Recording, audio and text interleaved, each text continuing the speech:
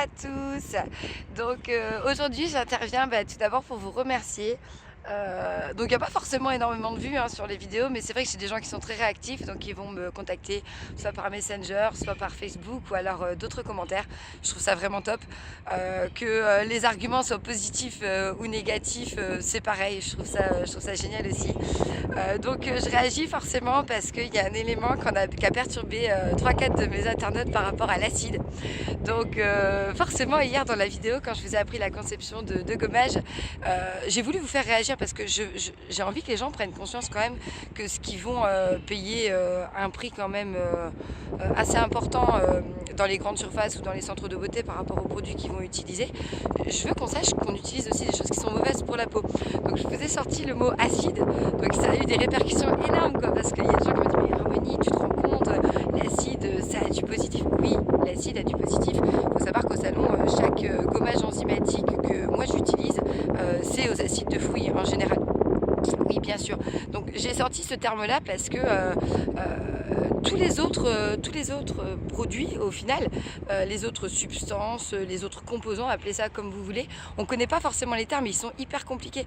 Donc c'est tout simplement pour ça que j'ai sorti le mot acide. Donc bien sûr que vous n'appliquez pas de l'acide sur votre visage et heureusement ce serait grave. C'était pour vous interpeller et c'est vrai que ça a fonctionné. Donc il y en a deux en l'occurrence qui m'ont vraiment dit ouais Harmonie, donne-nous la liste des composants qu'il faut réellement éviter. Donc moi personnellement j'ai fait mes recherches, je me suis arrêtée à 15, donc c'est ceux qu'on va vraiment le plus retrouver, donc que ce soit dans les parfums, tous les produits cosmétiques au final. Donc on est parti pour une lecture assez brève et assez compliquée, vraiment différente du terme acide qui vous attend, choqué. Donc vous allez pouvoir retrouver dans un premier temps des composés organiques du plomb, des composés organoéteins, le mucilène, les retardateurs de flamme au brome, le musc synthétique nitré et polycidique, le bisphénol A, le PVC. Donc il y a aussi d'autres appellations qu'on peut retrouver sur les produits, donc souvent c'est en 3 ou 4 lettres. Donc ça c'est pareil quoi. Quand tu vas chercher ton produit, bon, tu as un petit peu de mal à comprendre, même moi encore avec 10 ans d'esthétique derrière, je me pose encore certaines questions. Donc vous pouvez retrouver l'appellation DBP, DEHP. Donc là on n'est que dans la première partie de ma petite liste. Alors après c'est des termes qui sont un petit peu plus courants quand même, je pense qu'on connaît tous.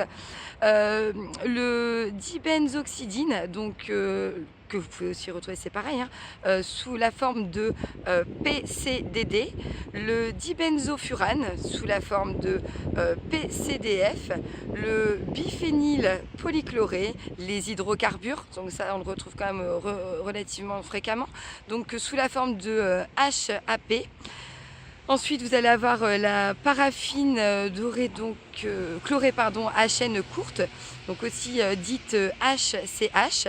Il y a également donc le mercure et des composés organiques mercuriels et cadmium. Donc là, j'ai vraiment pris 15 principes actifs que vous allez vraiment retrouver assez fréquemment. Donc j'espère que j'aurai répondu à mes internautes, donc que je citerai pas. Et vraiment les commentaires, je les ai adorés, ça me fait plaisir parce que même si c'est le début de mes aventures dans les cosmétiques et puis le monde de beauté Harmonie, parce que c'est forcément pas que les cosmétiques, on le verra par la suite, mais c'est un principe de vie, c'est des choix sur le quotidien. C'est cool parce que vous avez fait des échanges super avec moi. Donc je vous souhaite une bonne fin de journée et puis je vous dis à bientôt.